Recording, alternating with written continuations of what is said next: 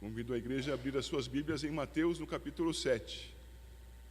E dali será lido o texto dos versos 1 a 6.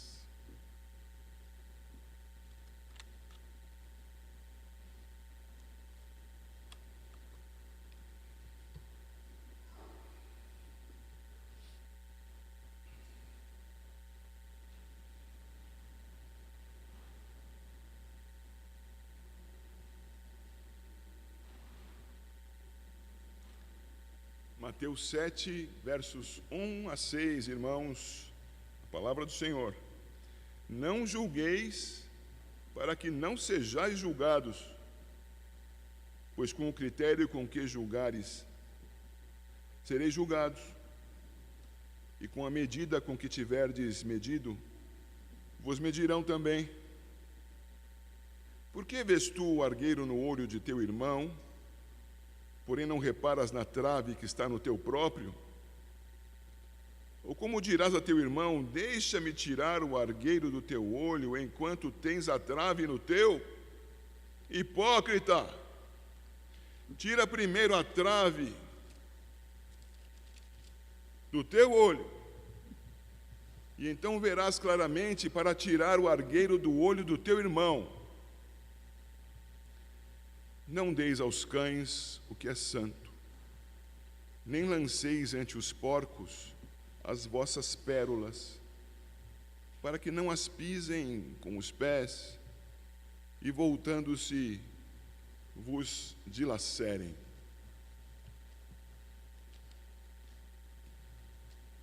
Meus queridos, quando lemos "não julgueis para que não sejais julgados", nós talvez estejamos diante do texto mais comumente dito pelos culpados diante daqueles que procuram exortá-los dos seus pecados.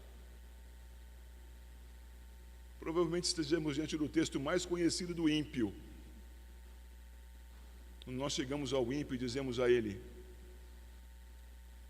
você é pecador, eu sei como é isso, eu também sou, viu? Mas você é pecador, precisa de arrepender-se do seu pecado, precisa crer no único mediador entre Deus e os homens, Jesus Cristo, para viver em paz com Deus, para viver para Deus. Você é pecador e precisa de perdão. Talvez você já tenha ouvido, eu já ouvi. Não julgueis. A Bíblia diz: não julgueis.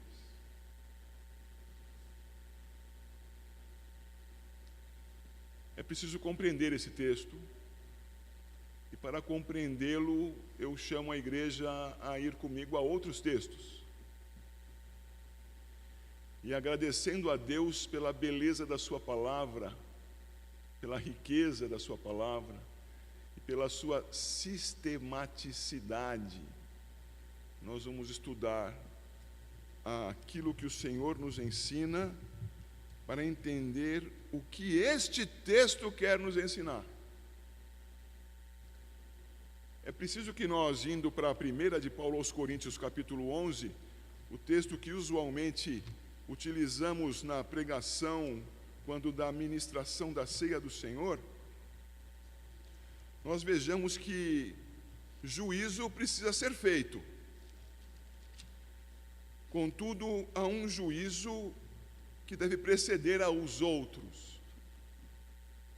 Diz a palavra do Senhor nos versos 28 e 29, 1 Coríntios 11, 28 e 29.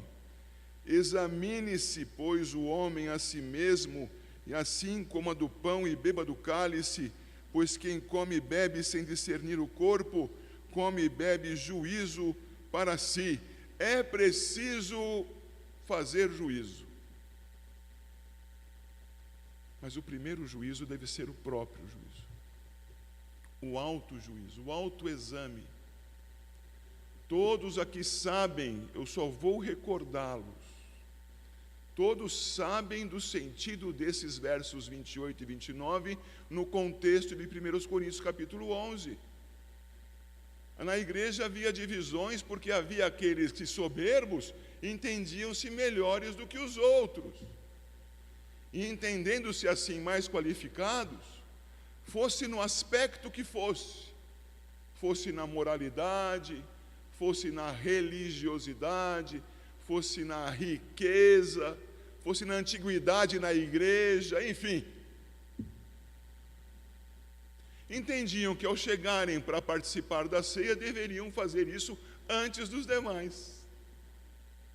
Logo, eles não se examinavam, porque julgavam-se superiores.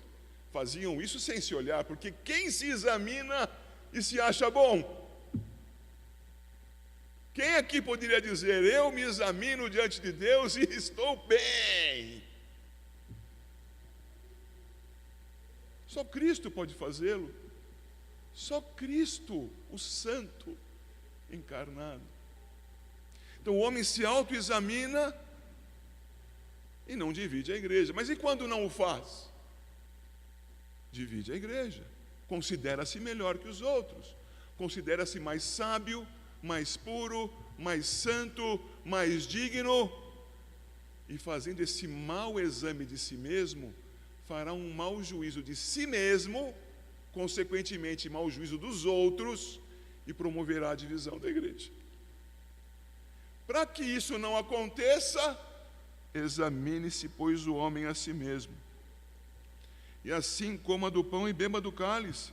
Porque quem come e bebe sem discernir o corpo, quem come e bebe sem perceber que está fazendo isso junto com um povo redimido aos pés do Redentor para a glória de Deus, este que assim procede, come e bebe juízo para si.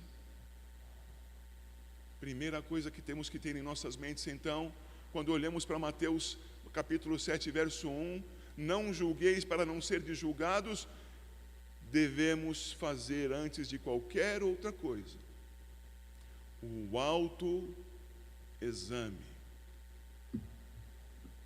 Mas devemos prosseguir um pouco adiante e perceber que há juízos que são justos e necessários. Você já se examinou? Ótimo. Faça isso diante de Deus, piedosamente, quebrantado, reconhecendo que precisa dele. E vá adiante e perceba que há juízo que é justo, há juízo que é necessário. E esse texto já foi visto com a igreja tantas vezes, mas nós o veremos de novo. No capítulo 7 de João, nosso Senhor Jesus está sendo mal julgado por seus irmãos. É isto que está registrado nos versículos 1 a 9. O mau juízo dos seus irmãos, dos filhos de Maria, como ele. E também filhos de José, diferente dele. Esses o mal julgavam.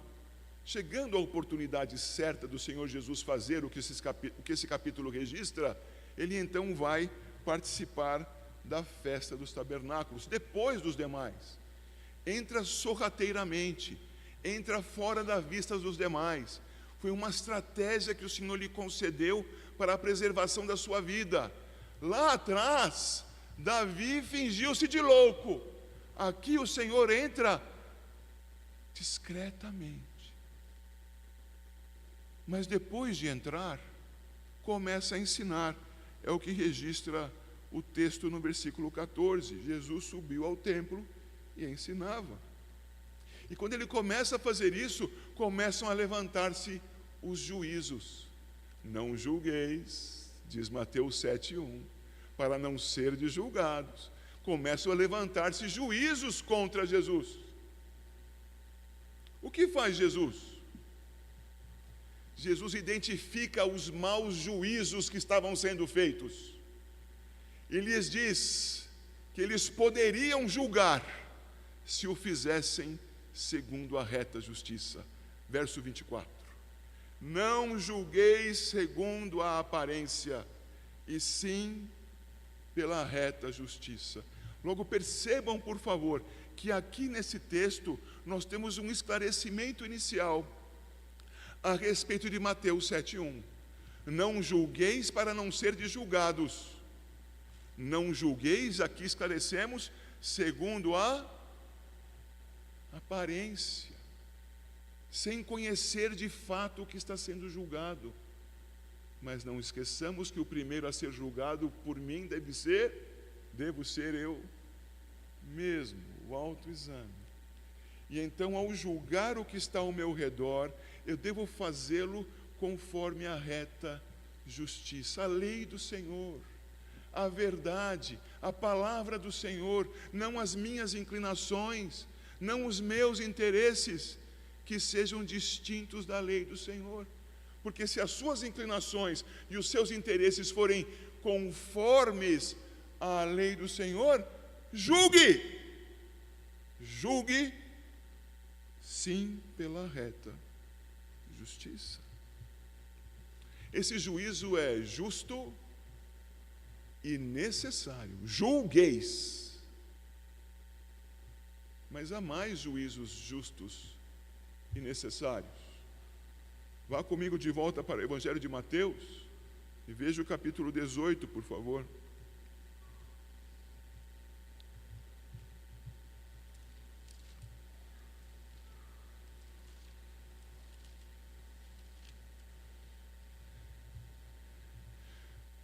Capítulo 18, belíssimo capítulo 18, fala a nós a respeito dos pequeninos. Os discípulos disputavam entre si quem seria o maior, e o Senhor Jesus lhes responde que deveriam ser os menores, os pequeninos, os que se dão conta da sua necessidade de Deus. O Senhor Jesus continua desenvolvendo o seu argumento e fala daqueles que ferem aos pequeninos, que os ofendem.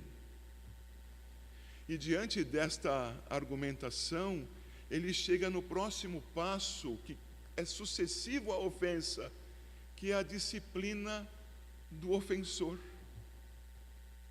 E é nesse contexto que nós temos os versos 15 a 17. E eu lerei, inclusive, um pouco mais além. Veja comigo, por favor, Mateus 18, a partir do 15. Se teu irmão pecar contra ti, vai arguí-lo entre ti e ele só. Se ele te ouvir, ganhaste a teu irmão.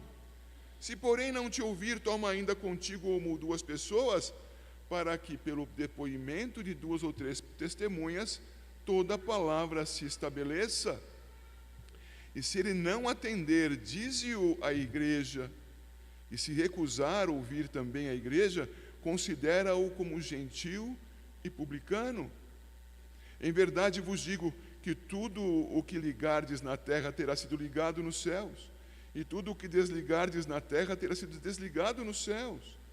Em verdade também vos digo que se 2 dentre vós sobre a terra concordarem a respeito de qualquer coisa que porventura pedirem, ser-lhes-á concedida por meu Pai que está nos céus, porque onde estiverem 2 ou 3 reunidos em meu nome, ali estou no meio deles.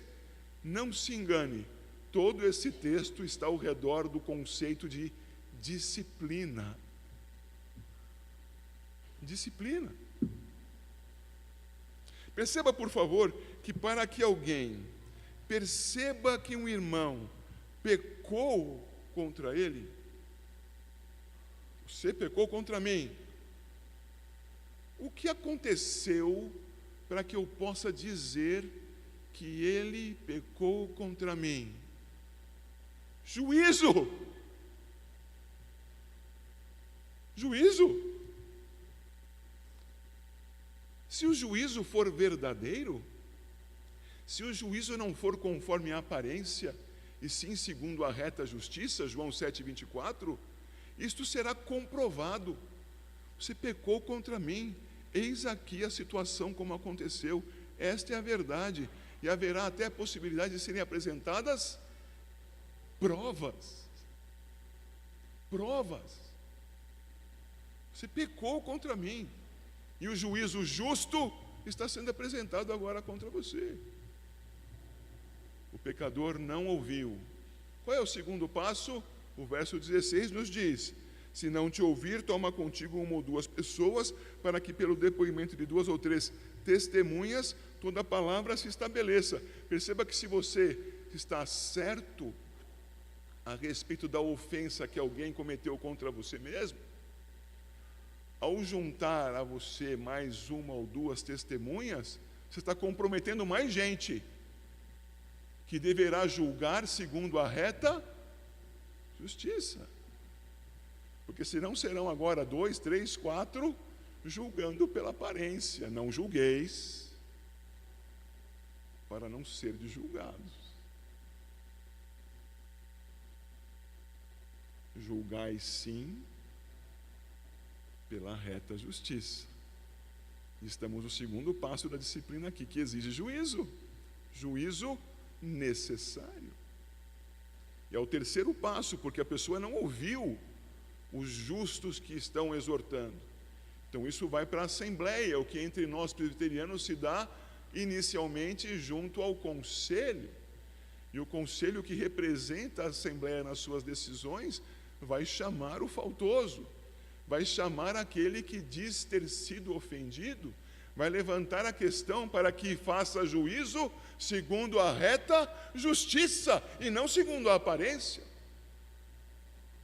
Percebam, por favor, que há juízos que devem ser, por serem necessários, realizados com todo o critério para que sejam realizados com justiça. A palavra anunciada por Cristo em Mateus 7:1 não se refere a este juízo, portanto. Tampouco se refere ao juízo de João 7:24, mas nestes é esclarecida. E ainda há um terceiro texto que quero ver com os irmãos. Capítulo 7, verso 15. Capítulo 7 é o mesmo que estamos estudando. Voltemos até lá e vejamos um texto que estudamos no primeiro domingo de janeiro deste ano. O texto diz lá no verso 15, Mateus 7,15: acautelai-vos dos falsos profetas, que se vos apresentam disfarçados em ovelhas, mas por dentro são lobos roubadores. Não julgueis, para não serdes julgados. Mas este é lobo, vestido de ovelha. O que é isso que eu faço diante dessa pessoa quando a identifico como lobo? Se não é um juízo necessário, é preciso. Logo, o sentido de Mateus 7,1 se dá a partir de João 7,24. Não julgueis segundo a aparência. E lembremos então da porção final, porque quando julgamos segundo a aparência, Mateus 7, verso 1, quando julgamos segundo a aparência, seremos julgados também. Adivinhem como? Reciprocamente, segundo a aparência. O nosso texto, queridos, traz então a nós esclarecimentos para que nós não cometamos esta falha, para que nós não pequemos nesse sentido. Não para que nós não julguemos, que a igreja seja esclarecida a esse respeito, e que com o reto juízo julgue. Me veio à mente agora um texto que está em 1 Coríntios capítulo 14. É dito que o profeta, que era o pregador da palavra de então, levante-se em meio à assembleia e pregue a palavra. E que sucessivamente isso poderia ser feito por até 3 pregadores, sucessivamente, não simultaneamente.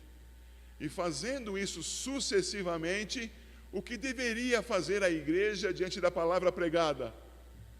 Literalmente, os demais ouçam e julguem. Julguem a pregação da palavra. Com que padrão? Com que instrumento? Segundo a reta justiça.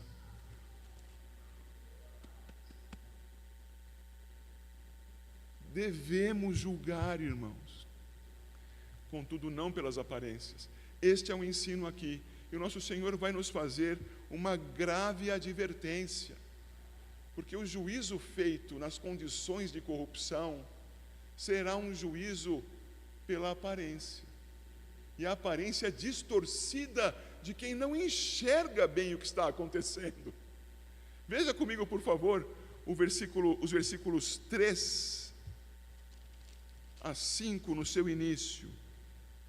Por que vês tu o argueiro, o cisco, no olho de teu irmão, porém não reparas na trave, no tronco, na coluna que está no teu próprio olho? Ou como dirás a teu irmão: deixa-me tirar o cisco, o argueiro do teu olho, quando tens a trave no teu, hipócrita? O juízo segundo a aparência, o juízo segundo aquele que não se autoexamina conforme a reta justiça, e consequentemente não examina os outros conforme a reta justiça, é um juízo nublado, embaçado, é um juízo de quem tem algo que impede a sua melhor visão, é um juízo de alguém que tem algo como uma trave espetada no seu olho. Você já teve um cisco no seu olho? Eu já tive. Você vê que os meus olhos são muito propícios a receberem ciscos, não é? Olhos grandes. Aqui entra cisco até quando não tem vento. Você já recebeu um cisco aí no seu? Um cisquinho, um cílio incomodou, lacrimejou, ficou difícil de enxergar. Imagina se fosse uma trave. O Senhor Jesus está dizendo que aqueles que julgam segundo a aparência fazem assim. Logo, julgam com hipocrisia. O que é um hipócrita, você sabe? O hipócrita é aquele que finge ser o que não é. Hipócritas eram os atores gregos daquela época, e eram hipócritas porque usavam máscaras. A sua face estava escondida por uma máscara, estava debaixo de uma máscara. Hipócrita, debaixo da máscara. Logo, aquele que tem uma trave no seu olho e julga o outro, faz-se justo quando não é. Por isso, hipócrita. E julga o outro sem nem saber se está acontecendo alguma coisa a ser julgada ali. Amados, o Senhor diz para nós não julgarmos assim. Não julgarmos com a trave nos nossos olhos. O Senhor nos diz, irmãos, que nós devemos seguir um padrão de excelência no nosso juízo. Esse padrão de excelência, queridos, ele vai usar tanto no verso 2 e com outro formato no verso 12. Capítulo 7, verso 12, veja lá comigo. Tudo quanto, pois, quereis que os homens vos façam, assim fazei-o vós também a eles, porque esta é a lei e os profetas. Este verso é chamado de a regra de ouro. Sabe, Confúcio, estou pegando Jesus Cristo aqui, fique tranquilo. Confúcio, aquele sábio lá do Oriente, extremo Oriente, dizia, e os espíritas repetem até hoje: não faça o que você não quer que te façam. É verdade que no fundo disso está o ensino do Senhor Jesus. Mas o Senhor Jesus não deixa dúvida. Ele não permite que nós, aliás, Ele não exige que nós raciocinemos além do que Ele já nos apresentou. Ele já diz claramente: faça o que você quer que os outros façam por você.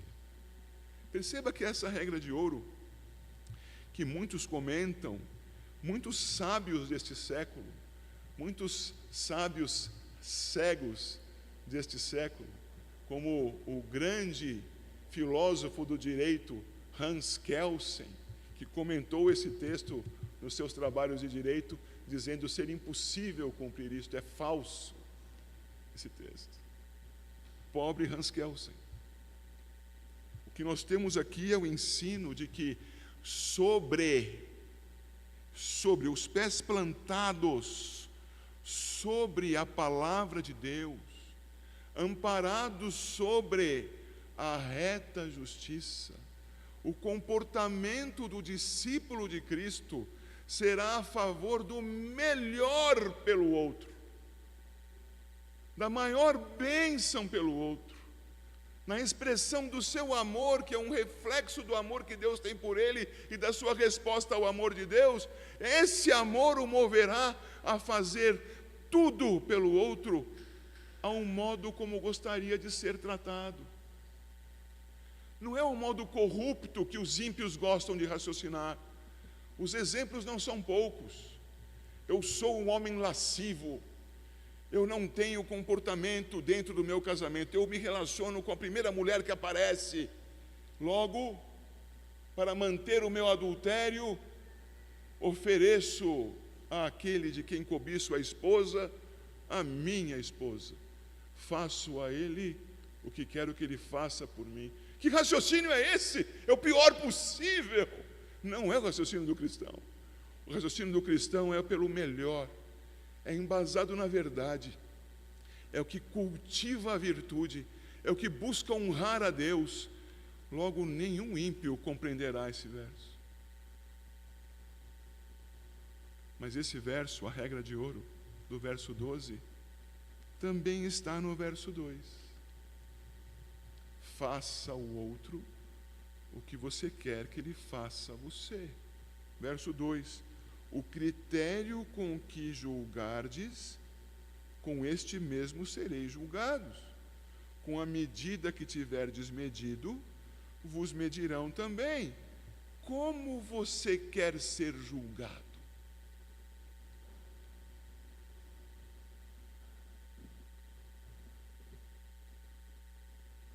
Entendeu? Julgue então segundo a reta justiça. Julgue então após autoexaminar-se na presença de Deus. Julgue compreendendo quem você é. Julgue com base no amor de Deus e na sua santa palavra. A partir disso, então, emita juízo justo e promova a santidade. O amor promove a santidade. Vá ao verso 5 comigo, por favor. Depois da palavra dura dita aí, hipócrita, veja o que diz Jesus, e que as pessoas não atentam para o texto. Ele diz: tira primeiro a trave do teu olho, e então verás claramente para tirar o argueiro do olho do teu irmão. O que as pessoas costumam dizer? Não dá para julgar, é impossível julgar. É plenamente possível, debaixo da mão e da boa palavra do Senhor. Por quê? Porque eu seguindo, o Senhor vai tirando de mim, Ele age em mim, para que a trave que está no meu olho agora seja removida. Deus santo, aleluia, Ele age santificando o pecador. Ele não apenas redime, Ele santifica. Ele não apenas faz você ser salvo, Ele tira a trave do seu olho. E então verás claramente, diz o Senhor Jesus, verás claramente para julgar segundo a reta justiça, não pela aparência. E então você poderá ajudar o teu irmão, tirando dele o cisquinho que o incomoda. Movido pelo Senhor, o juízo deve ser realizado. Mas atenção, do jeito que você julgar, você será julgado. Você tem procurado julgar segundo a reta justiça? A palavra nos diz, amados, para algumas pessoas não cabe a insistência nesse duro trabalho do juízo. Não cabe. Não cabe a insistência, porque serão sempre duros, serão sempre refratários, serão sempre maus, será sempre gente rancorosa, gente que não permite que a raiz de amargura seja removida dos seus corações. Tem gente com as quais você não deve insistir. Sim, você deve julgar, segundo a reta justiça. Quantas vezes já disse isso, não? Mas no meio desse juízo, deve estar o discernimento a respeito daquele a quem você auxilia, recomenda, exorta, até mesmo se desculpa. Veja o verso 6, por favor. Não deis aos cães o que é santo, nem lanceis ante os porcos as vossas pérolas, para que não as pisem com os pés, e voltando-se vos dilacerem. Amados irmãos, quantos de nós aqui temos evangelizado por semanas, por meses, por anos, as mesmas pessoas, e ouvido dessas pessoas o depois, não quero, não estou interessado, vamos falar de outro assunto, pare de me aborrecer.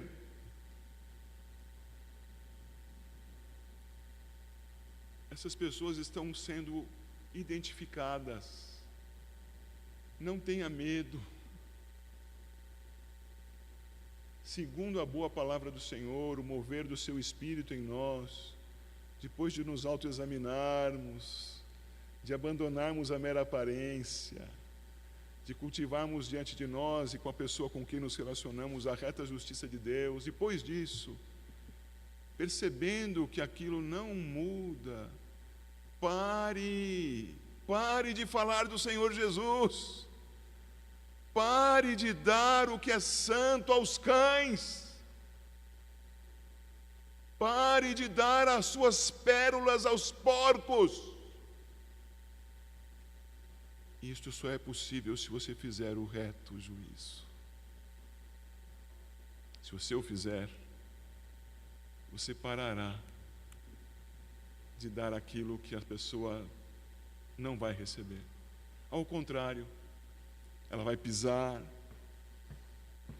ela vai se voltar contra você e vai avançar contra você. É o que o texto diz. E esse texto traz algo tão precioso, que mexeu tanto comigo, que eu gostaria de trazer para a igreja, para que a igreja guardasse isso como um objeto de recordação, um objeto para a sua memória, tão somente para isso. Quando você olha para esse texto e vê a palavra pérola aí, a palavra pérola, irmãos, em grego, escreve-se margarita. Margarita. E da beleza da margarita, da beleza da riqueza da pérola, vem desde o grego para outros idiomas o nome da bela flor, margarida. E essa bela flor, tão frágil, com o mesmo nome da peça preciosa da pérola, eu gostaria que você guardasse com você, com uma recordação. Não tem nenhum poder aqui, hein? Recordação. Não darei as minhas pérolas aos porcos. Não vou entregar àqueles que rejeitam peremptoriamente, repetidamente, agressivamente a palavra. Não vou entregar a palavra a eles novamente. Eu tenho muita gente para evangelizar ainda sobre a face da terra. Vou a outro, não a este mais, este porco, este cão, não receberá as minhas pérolas. E você sabe o que são as pérolas, não é? Os santo evangelho do Senhor Jesus. Como você fará isso se não julgar? Juízo justo, unidade e proclamação. Que nós, então, amados irmãos, sábia e prudentemente, busquemos a Deus quebrantados, humilhados diante de Deus, examinando-nos e nos vendo em falta, confessando os nossos pecados, pedindo ao Senhor a graça e o perdão. Preciso de Ti, Senhor. Senhor fiel, concede-me graça. Senhor fiel, recebe de mim adoração e louvor. Senhor Altíssimo, em nome de Jesus, dá-me discernimento para que o meu juízo seja justo e para que eu não dê ao impuro o que é puro, ao perverso o que é santo. Amém.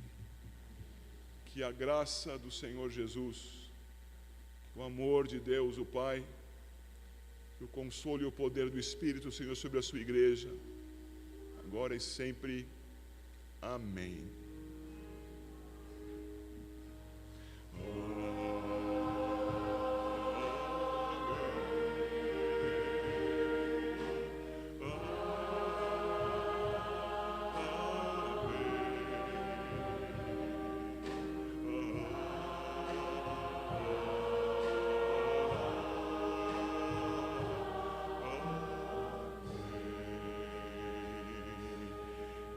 Queiram sentar-se, por favor. Eu preciso de 2 diáconos comigo aqui, por favor. Talvez até 4 fosse melhor. 4 diáconos. Já tenho um aqui.